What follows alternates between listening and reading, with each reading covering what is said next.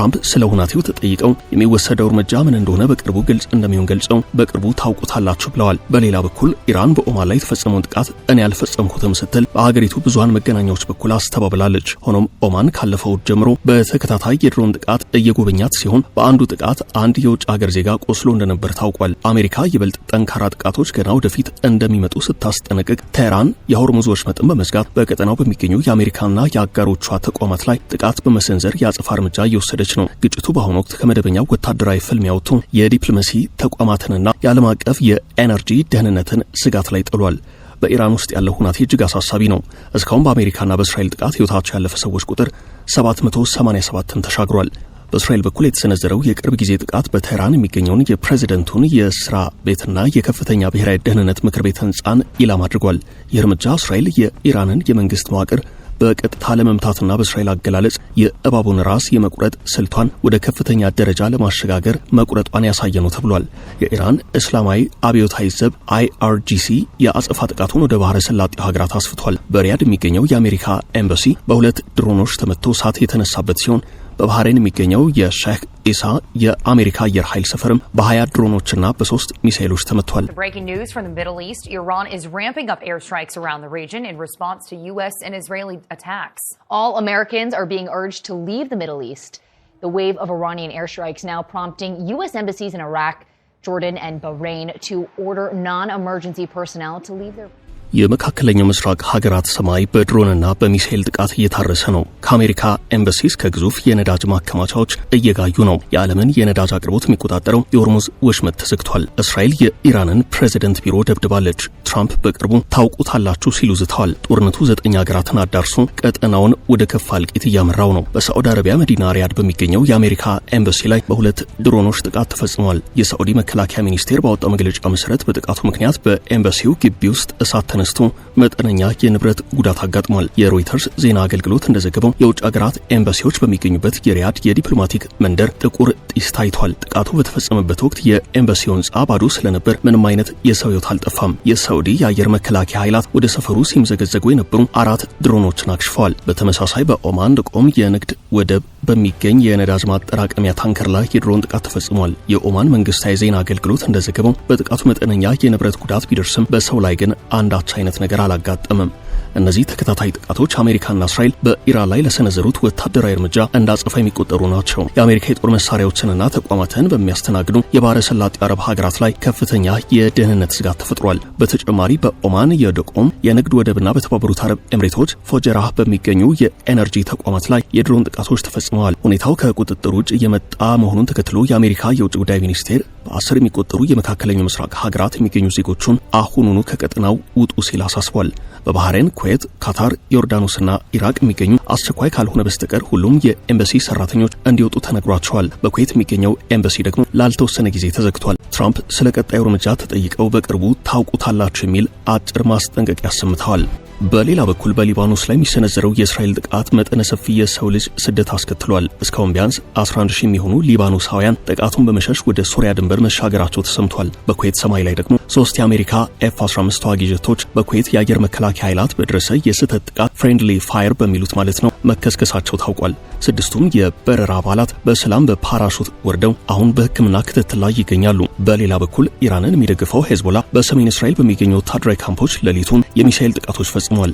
እስራኤል ለዚህ በሰጠችው ምላሽ በደቡብ ሊባኖስ በሚገኙ መንደሮች ተከታታይ የአየር ጥቃቶችን በመሰንዘር ነዋሪዎች አካባቢውን እንዲለቁ ትዕዛዝ ሰጥታለች። ይህም ከሊታኒ ወንዝ በታች ያለውን የደቡብ ሊባኖስ ክፍል ነዋሪ አልባ ያደረገው ሲሆን የቤሩት ደቡባዊ ዳርቻ ዳህ ሰው የማይታይባቸው ጭር ያሉ ከተሞች ወይም ጎስት ታውንስን መስለዋል። ጦርነቱ ይበልጥ አሳሳቢ የሆነው ደግሞ ማክሰኞ ጠዋት የእስራኤል መከላከያ ሚኒስትር እስራኤል ካትዝ የሰጡት መግለጫ ነው። ሚኒስትሩ የእስራኤል ወታደሮች ወደ ደቡብ ሊባኖስ ግዛት እንዲገቡና እንዲቆጣጠሩ ሆልድ ኤንድ አድቫንስ እንዲያደርጉ መመሪያ ሰጥተዋል። የእስራኤል በሄዝቦላ ላይ ከፈተችው ዘመቻ በአየር ጥቃት ብቻ እንደማይወሰንና እግረኛ ጦር ወደ መሬት ወይንም ወደ ግራውንድ ኢንቨንሽን ማምራቷን በይፋ ያሳየችበት ነው። የጦርነቱ መስፋፋትና የወታደራዊ እርምጃ ሁናቴዎች ምን ይመስላሉ? The US has shut down 2 embassies, one in Saudi Arabia, one in Kuwait, as Iran steps up its retaliatory strikes on American assets and allies across the Middle East. አሜሪካና እስራኤል በኢራን ላይ የሚያካሂዱትን የአየር ጥቃት ቀጥለዋል። አሜሪካም የኢራን እስላማዊ አብዮታዊ ዘብ IRGC የትዕዛዝ ቁጥጥር ማዕከላትን አውድማለች።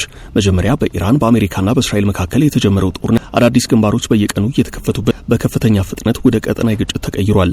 በኢራን ላይ የተከፈተው የአየር ጥቃት ቅዳሜ ዕለት በቴህራን ላይ በተፈጸመ ጥቃት የጀመረ ሲሆን በዚህም የሀገሪቱ የበላይ መሪ አሊ ኻሜኒ ተገድለዋል። ይህም ኢራን በእስራኤልና የአሜሪካ የጦር ሰፈሮች ባሏቸው የአረብ ሀገራት ላይ የአጸፋ ጥቃት እንድትሰነዝር አድርጓታል። የእስራኤሉ ጠቅላይ ሚኒስትር ቤንያሚን ኔታንያሁ ማክሰኞ ዕለት እንደተናገሩት በኢራን ላይ የተከፈተው ጦርነት የተወሰነ ጊዜ ሊወስድ ይችላል፣ ዓመታትም ባይፈጅም ሊረዝም ይችላል ብለዋል።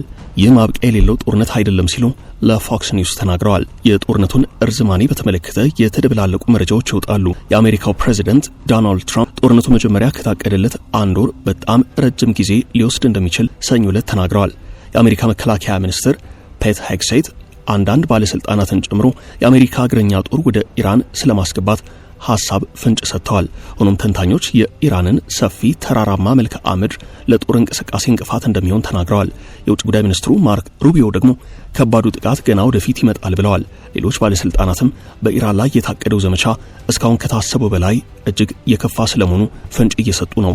አሜሪካ ለዚህ ጦርነት ለምን እንደተገደደች የተለያዩ ባለስልጣናት የተለያየ ምክንያት ይሰጣሉ። ኢራን ለነዳጅ ዝውውር ቁልፍ የሆነውን የሆርሙዝ ወሽመጥ መዝጋቷን ተከትሎ የዓለም የነዳጅ ዋጋ እየጨመረ ነው። የአብዮታዊ ዘብ አማካሪ ብርጋዴር ጄኔራል ኢብራሂም ጃባድ ለማለፍ የሚሞክሩ መርከቦችን በቦምብ እናጋያለን ብለዋል። በሊባኖስ እስራኤል በሄዝቦላህ ላይ የምታደርገውን ዘመቻ ረጅም ጊዜ ሊወስድ እንደሚችል ፍንጭ ሰጥታለች። ከ18 ወራት በፊት በነበረው ጦርነት እንደተደረገው እስራኤል የደቡብ ሊባኖስ ነዋሪዎችን በማስለቀቅ አካባቢውን በወታደሮቿ እየሞላቸው ነው።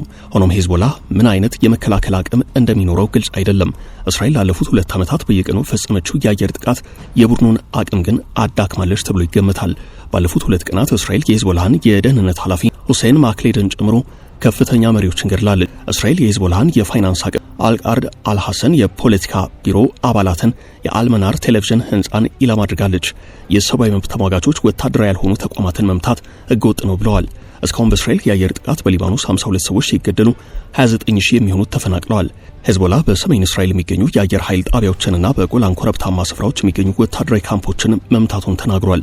በሊባኖስ ውስጥ ሄዝቦላ ሀገሪቱን ወደ ጦርነት በመክተቱ ከፍተኛ ትችት እየቀረበበት ነው። የሊባኖስ መንግስት የሄዝቦላን ወታደራዊና የደህንነት እንቅስቃሴ በማገድ ወደ እስራኤል ሮኬት የሚተኩሰውን አካል በህግ እንዲጠየቅ አዟል። አሜሪካና እስራኤል በኢራን መንግስት መዋቅርና በከፍተኛ መሪዎች ላይ ያነጣጠረ ጥቃት ሲሰነዝሩ፣ ኢራንና አጋሮቿ ደግሞ በባህረ ሰላጤው ሀገራት በሚገኙ የአሜሪካ ኤምባሲዎች፣ የጦር ሰፈሮችና የነዳጅ ማጣሪያዎች ላይ የድሮንና የሚሳኤል ናዳ በማውረድ አጸፋ እየመለሰች ነው።